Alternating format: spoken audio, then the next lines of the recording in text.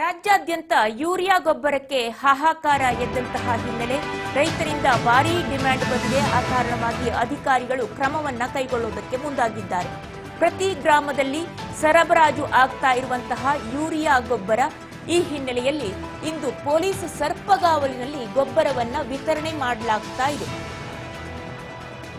Police ಭದ್ರತೆಯಲ್ಲಿ urea ಗೊಬ್ಬರವನ್ನ ವಿತರಣೆ ಮಾಡಲಾಗ್ತಾ ಇದೆ. ಹಾವೇರಿ ಜಿಲ್ಲೆ ಬನ್ನಿಹಟ್ಟಿ ಗ್ರಾಮದಲ್ಲಿ ಗೊಬ್ಬರ ವಿತರಣೆ ಮಾಡಲಾಯಿತು. ಗ್ರಾಮಕ್ಕೆ ಬಂದಿದ್ದಂತಹ 15 ಟನ್ ಯೂರಿಯಾ ಗೊಬ್ಬರ ಗ್ರಾಮಕ್ಕೆ ಬಂದಿತ್ತು. ಅದನ್ನ ಬಹಳ ಮುತುವರ್ಜಿಯಿಂದ ಪೊಲೀಸ್ ಸರ್ಪಗಾವಲಿನಲ್ಲಿ ವಿತರಣೆ ಮಾಡಲಾಯಿತು. ಈ ವೇಳೆ ಜಮಾಯಿಸಿದಂತಹ ನೂರಾರು ರೈತರು, ಗೊಬ್ಬರ ಬಂದಿದೆ ಅಂತ ತಿಳಿದ ತಕ್ಷಣ ನೂರಾರು ರೈತರು ಬಂದು ಜಮಾಯಿಸಿದ್ರು. ಈ ಹಿನ್ನೆಲೆಯಲ್ಲಿ ಪೊಲೀಸ್ ಭದ್ರತೆಯಲ್ಲಿ ಸರತಿ ಸಾಲಿನಲ್ಲಿ ಜನರನ್ನ ನಿಲ್ಲಿಸಿ ರಸಗೊಬ್ಬರ ವಿತರಣೆಯನ್ನ ಮಾಡಲಾಯಿತು. ತಾವು ದೃಶ್ಯಾವಳಿಗಳಲ್ಲಿ ಗಮನಿಸ್ತಾ ಇದ್ದೀರಿ. ಸರತಿ ಸಾಲಿನಲ್ಲಿ ನಿಂತು ಜನರು ಗೊಬ್ಬರವನ್ನ ತೆಗೆದುಕೊಂಡು ಹೋಗ್ತಾ ಇದ್ದಾರೆ. ರಸಗೊಬ್ಬರವನ್ನ ಯೂರಿಯಾ ಸಿಗ್ತಾ ಇಲ್ಲ ಅಂತ ಹೇಳಿ ರೈತರು ಗಲಾಟೆಯನ್ನ ಮಾಡ್ತಾ ಇದ್ರು. ಅಂದ್ರೆ ಪ್ರತಿಭಟನೆ ಮಾಡೋದಕ್ಕೂ ಕೂಡ ನಾವು ಮುಂದಾಗ್ತೀವಿ ಅಂತ ಹೇಳಿ ರಸ್ತೆಗೆ ಕೂಡ ಇಳಿದಿದ್ರು. ನಮಗೆ ಬೇಕಾದಂತಹ ರಸಗೊಬ್ಬರ ಯೂರಿಯಾ ಸಿಗ್ತಾ ಇಲ್ಲ. ಈ ಸಂದರ್ಭದಲ್ಲಿ ಮಳೆ ಚೆನ್ನಾಗಿ ಬರ್ತಾ ಇದೆ, ಮುಂಗಾರು ಚೆನ್ನಾಗಿ ಆಗಿದೆ. ಈ ಬಾರಿ ಸರಿಯಾದ ಕಾಲಕ್ಕೆ ಸರಿಯಾಗಿ ರಸಗೊಬ್ಬರ ನಮಗೆ ಸಿಗ್ತಾ ಇಲ್ಲ. ಪ್ರತಿಯೊಬ್ಬರಿಗೆ 2 ಮೂಟೆಯಂತೆ ಮಾತ್ರ ರಸಗೊಬ್ಬರವನ್ನ ನೀಡಲಾಗ್ತಾ ಇದೆ. ಅದಕ್ಕಿಂತ ಹೆಚ್ಚು ರಸಗೊಬ್ಬರ ಸಿಗ್ತಾ ಇಲ್ಲ ಅಂತ ಹೇಳಿ ದೂರನ್ನ ನೀಡಿದ್ರು. ಅದೇ ರೀತಿಯಾಗಿ ಮುಖ್ಯಮಂತ್ರಿಗಳು ಕೂಡ ಕೇಂದ್ರ ಸಚಿವರಿಗೆ JP ನಡ್ಡಾ ಅವರಿಗೆ ಪತ್ರವನ್ನ ಕೂಡ ಬರೆದಿದ್ರು. ರಸಗೊಬ್ಬರವನ್ನ ಶೀಘ್ರವಾಗಿ ವಿಲೇವಾರಿ ಮಾಡಿಕೊಡಿ, ನಮಗೆ ನಮ್ಮ ರೈತರಿಗೆ ತೊಂದರೆ ಆಗ್ತಾ ಇದೆ ಕರ್ನಾಟಕದಲ್ಲಿ ಅಂತ ಹೇಳಿ. ಈ ನಿಟ್ಟಿನಲ್ಲಿ ಇವತ್ತು ರಸಗೊಬ್ಬರವನ್ನ ವಿತರಣೆ ಮಾಡ್ತಾ ಇರುವಂತದ್ದು ಹಾವೇರಿಯಲ್ಲಿ. ಹಾವೇರಿ ಜಿಲ್ಲೆ ಬನ್ನಿಹಟ್ಟಿ ಗ್ರಾಮದಲ್ಲಿ ರಸಗೊಬ್ಬರವನ್ನ ವಿತರಣೆ ಮಾಡಲಾಗ್ತಾ ಇದೆ. ರೈತರು ಸಾಲಾಗಿ ಎಲ್ಲರೂ ಕೂಡ ಜಮಾಯಿಸಿಬಿಟ್ಟಿದ್ರು. ರಸಗೊಬ್ಬರ ವಿತರಣೆ ಆಗ್ತಾ ಇದೆ ಅಂತ ಕೇಳಿದ ತಕ್ಷಣವೇ ಜನರು ಜಮಾಯಿಸಿದ್ರು. ಹಾಗಾಗಿ ಪೊಲೀಸರು ಕೂಡ ಅಲ್ಲಿ ಬಂದು ಪೊಲೀಸ್ ಭದ್ರತೆಯಲ್ಲಿ ಸರ್ಪಗಾವಲಿನಲ್ಲಿ ಜನರನ್ನ ಸಾಲಾಗಿ ನಿಲ್ಲಿಸಿ ರಸಗೊಬ್ಬರವನ್ನ ವಿತರಣೆ ಮಾಡಲಾಯಿತು.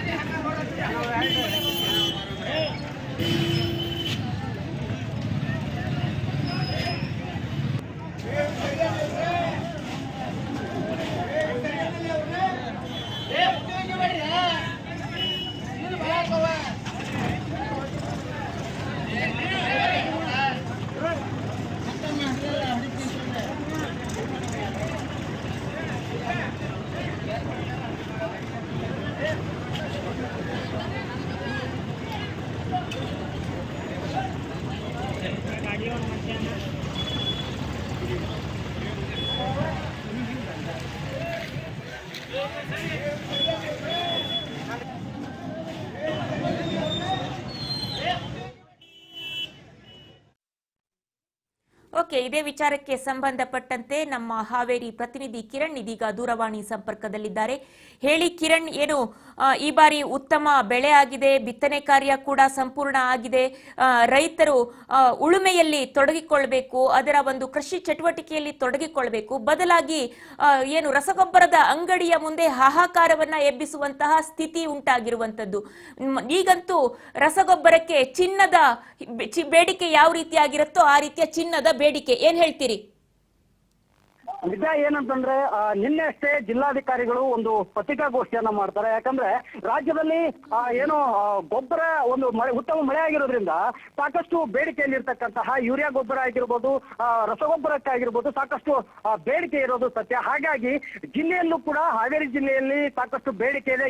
ಈ ಕಾರಣದಿಂದ ಎಷ್ಟೆಷ್ಟು ಪ್ರಮಾಣ ಬಂದಿದೆ ನಮ್ಮ ಜಿಲ್ಲೆಗೆ ಗೊಬ್ಬರ, ಜೊತೆಗೆ ರೈತರಿಗೆ ಯಾವುದೇ ರೀತಿ ತೊಂದರೆ ಆಗದೇ ರೀತಿಯಲ್ಲಿ ನಾವು ಗೊಬ್ಬರವನ್ನ ಸಂಪೂರ್ಣವಾಗಿ ವಿತರಣೆ ಮಾಡೋದಕ್ಕೆ ನಾವು ಬದ್ಧರಾಗಿದ್ದೇವೆ ಅನ್ನೋ ಒಂದು ನಿಟ್ಟಿನಲ್ಲಿ ಜಿಲ್ಲಾಧಿಕಾರಿಗಳು ಕೂಡ ಒಂದು ಪತ್ರಿಕಾಗೋಷ್ಠಿಯನ್ನು ನಡೆಸ್ತಾರೆ. ಈ ನಿಟ್ಟಿನಲ್ಲಿ ಎಷ್ಟೆಷ್ಟು ಜಿಲ್ಲೆಯಲ್ಲಿ ಬಂದಿರತಕ್ಕಂಥ ಗೊಬ್ಬರವನ್ನ ನಿನ್ನೆ ಗೊಬ್ಬರಕ್ಕೆ ಯಾವ ರೀತಿಯ ಹಾಹಾಕಾರ ಇದೆ ಅಂದ್ರೆ ಒಂದು ಚಿನ್ನದ ರೀತಿಯಲ್ಲಿ ಬೆಲೆ ಸಿಕ್ಕಿ ಬಂದಿರತಕ್ಕಂಥ. ಯಾಕಂದ್ರೆ ರೈತರಿಗೆ ಈಗ ಉತ್ತಮ ಮಳೆ ಆಗಿರೋದ್ರಿಂದ ಒಳ್ಳೆ ಬೆಳೆ ಬರ್ತಾ ಇದೆ. ಇದಕ್ಕೆ ಬೇಕಾಗಿರ್ತಕ್ಕಂಥದ್ದು ಯೂರಿಯಾ ಗೊಬ್ಬರ ಆಗಿರೋದ್ರಿಂದ ರೈತರು ಅದನ್ನ ಸರತಿ ಸಾಲಲ್ಲಿ ನಿಂತ್ಕೊಂಡು ಬೆಳಗ್ಗೆಯಿಂದಲೂ ಕೂಡ ಸರತಿ ಸಾಲಲ್ಲಿ ನಿಂತ್ಕೊಂಡು ಅದನ್ನ ಕೊಂಡ್ಕೊಳ್ಳೋದಕ್ಕೆ ಕಾತರದಿಂದ ಕಾಯ್ತಿರ್ತಕ್ಕಂಥದ್ದು.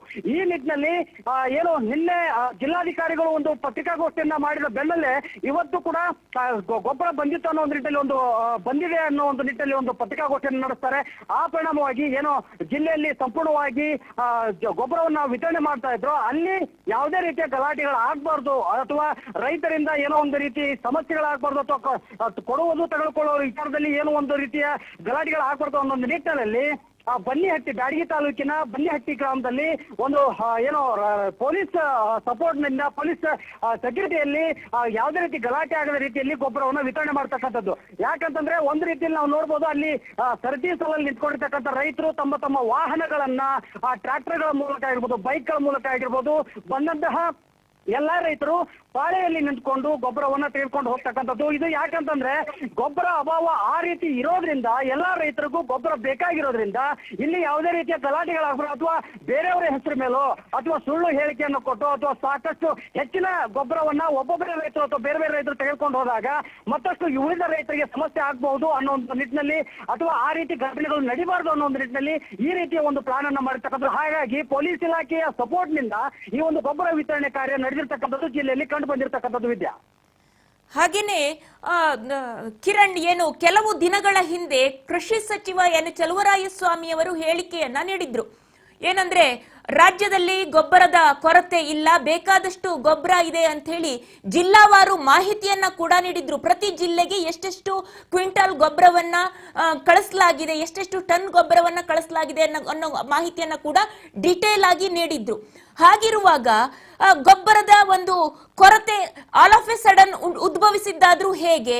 ಜೊತೆಯಲ್ಲಿ ಇದು ಒಂದ್ ರೀತಿಯಲ್ಲಿ ಕೇಂದ್ರ ಮತ್ತು ರಾಜ್ಯ ಸರ್ಕಾರದ ನಿರ್ಲಕ್ಷ್ಯ ಧೋರಣೆಯ, ಏನ್ ಹೇಳ್ತೀರಿ ಇದ್ರ ಬಗ್ಗೆ? ಖಂಡಿತ ವಿದ್ಯಾ, ಏನಂತಂದ್ರೆ ಈ ಒಂದು ಪ್ರಶ್ನೆಯನ್ನ ಇಟ್ಕೊಂಡು ಕಳೆದ 4-5 ದಿನಗಳ ಹಿಂದೆ ಜಿಲ್ಲಾ ಉಸ್ತುವಾರಿ ಸಚಿವರಾಗಿರ್ತಕ್ಕಂತಹ ಶಿವಾನಂದ ಪಾಟೀಲ್ ಅವ್ರಿಗೂ ಕೂಡ ಪ್ರಶ್ನೆಯನ್ನ ಮಾಡಲಾಗುತ್ತೆ. ಈ ಪ್ರಶ್ನೆಗೆ ಉತ್ತರಿಸಿರ್ತಕ್ಕಂತಹ ಸಚಿವರು ಏನಿದ್ದಾರೆ, ಯೂರಿಯಾ ಗೊಬ್ಬರ ಕೊಡ್ತಕ್ಕಂಥದ್ದು ಕೇಂದ್ರ ಸರ್ಕಾರ, ಅಲ್ಲಿಂದ ಬಂದ ನಂತರ ನಾವು ಅದನ್ನ ಡಿಸ್ಪ್ಯಾಚ್ ಮಾಡ್ಬೇಕಾಗತ್ತೆ. ಹಾಗಾಗಿ ಅಲ್ಲಿ ಅವರನ್ನ ನೀವು ಪ್ರಶ್ನೆ ಮಾಡಬೇಕು ಅನ್ನೋ ಒಂದು ಮಾತನ್ನು ಕೂಡ ಹೇಳ್ತಾರೆ. ಹಾಗೆ ಇದರ ಜೊತೆಗೆ ರಾಜ್ಯದಲ್ಲಿ ಗೊಬ್ಬರ ಪ್ರಮಾಣ ಎಷ್ಟಿದೆಯೋ, ಯಾವ್ಯಾವ ಜಿಲ್ಲೆಗೆ ಎಷ್ಟು ಕೊಡಬೇಕಿತ್ತೋ ಆ ನಿಟ್ಟಿನಲ್ಲಿ ಹಾವೇರಿ ಜಿಲ್ಲೆಗೆ ಅತಿ ಹೆಚ್ಚಿನ ಒಂದು ಪ್ರಮಾಣವನ್ನ ನಾನು ತೆಗೆದುಕೊಂಡು ಕೊಟ್ಟಿದ್ದೀನಿ ಅನ್ನೋ ಒಂದು ಮಾತನ್ನು ಕೂಡ ಹೇಳಿರ್ತಕ್ಕಂಥದ್ದು. ಹಾಗಾಗಿ ಈಗ ಬಂದಿರತಕ್ಕಂತಹ ಗೊಬ್ಬರದ ಪ್ರಮಾಣದಲ್ಲಿ ಯಾವುದೇ ರೀತಿಯ ತೊಂದರೆಗಳಾಗದಂತೆ, ರೈತರಿಗೆ ಕೊರತೆ ಆಗದಂತೆ ನೋಡ್ಕೊಳ್ಳೋದಕ್ಕೆ ಸಾಕಷ್ಟು ಮುಂಜಾಗ್ರತೆಗಳನ್ನ ವಹಿಸಿರ್ತಕ್ಕಂಥದ್ದು. ಇನ್ನೂ ಒಂದು ಕಾರಣ ಏನಂತಂದ್ರೆ, ಯಾಕೆ ಈ ವರ್ಷ ಇಷ್ಟೊಂದು ಕೊರತೆ ಆಯ್ತು ಅನ್ನೋದನ್ನ ನೋಡಿದಾಗ ನಿನ್ನೆ ಒಂದು ಪತ್ರಿಕಾಗೋಷ್ಠಿಯಲ್ಲಿ ಜಿಲ್ಲಾಧಿಕಾರಿಗಳು ಹೇಳಿರ್ತಕ್ಕಂಥದ್ದು, ಮಾಹಿತಿಯನ್ನ ಕೊಟ್ಟಿರ್ತಕ್ಕಂಥದ್ದು, ಕಳೆದ ವರ್ಷಕ್ಕೆ ನಾವು ಹೋಲಿಸ್ಕೊಂಡ್ರೆ ಈ ವರ್ಷ ಬಿತ್ತನೆ ಕಾರ್ಯ ಹೆಚ್ಚಾಗಿದೆ. ಹಾಗಾಗಿ ಹೆಚ್ಚಿನ ಬಿತ್ತನೆ ಆಗಿರೋದ್ರಿಂದ ಗೊಬ್ಬರದ ಪ್ರಮಾಣ ಕೂಡ ಹೆಚ್ಚಾಗಿ ಬೇಕಾಗತ್ತೆ. ಹಾಗಾಗಿ ಕೊರತೆ ಅಥವಾ ಹೆಚ್ಚು ಕಡಿಮೆ ಆಗುವ ನಿಟ್ಟಿನಲ್ಲಿ ಈಗ ನಾವು ಅದಕ್ಕೆಲ್ಲ ಸೂಕ್ತ ಕ್ರಮವನ್ನ ತೆಗೆದುಕೊಂಡು ಅದನ್ನ ಸರಿದೂಗಿಸುವಂತ ಒಂದು ನಿಟ್ಟಿನಲ್ಲಿ ಕೆಲಸವನ್ನ ಮಾಡ್ತಾ ಇದೀವಿ. ಅದಲ್ಲದೆ ಜಿಲ್ಲೆಯಲ್ಲಿ ಯಾವುದೇ ರೀತಿಯ ಕೊರತೆ ಆಗದ ರೀತಿಯಲ್ಲಿ ನಾವು ನೋಡ್ಕೊಳ್ತೀವಿ ಅನ್ನೋ ಒಂದು ಮಾಹಿತಿಯನ್ನು ಕೂಡ ಕೊಟ್ಟಿರ್ತಕ್ಕಂಥ. ಹಾಗಾಗಿ ಈಗ ಬಂದಿರತಕ್ಕಂಥ ಗೊಬ್ಬರವನ್ನ ಎಲ್ಲ ಸರತಿ ಸಾಲಲ್ಲಿ ಇಟ್ಕೊಂಡು ಪೊಲೀಸ್ ಸಪೋರ್ಟ್ ಇಂದ, ಅವರ ಸೆಕ್ಯೂರಿಟಿಯಿಂದ ಯಾವುದೇ ರೀತಿ ಗಲಾಟೆ ಆಗದ ರೀತಿಯಲ್ಲಿ ಎಲ್ಲಾ ರೈತರಿಗೂ ದೊರಕೋಟೆ ಮಾಡತಕ್ಕಂಥದ್ದನ್ನ ನಾವು ನೋಡ್ತಕ್ಕಂಥದ್ದು. ವಿದ್ಯಾ, ಓಕೆ, ಧನ್ಯವಾದಗಳು ಕಿರಣ್ ತಮ್ಮೆಲ್ಲ ಮಾಹಿತಿಗಾಗಿ.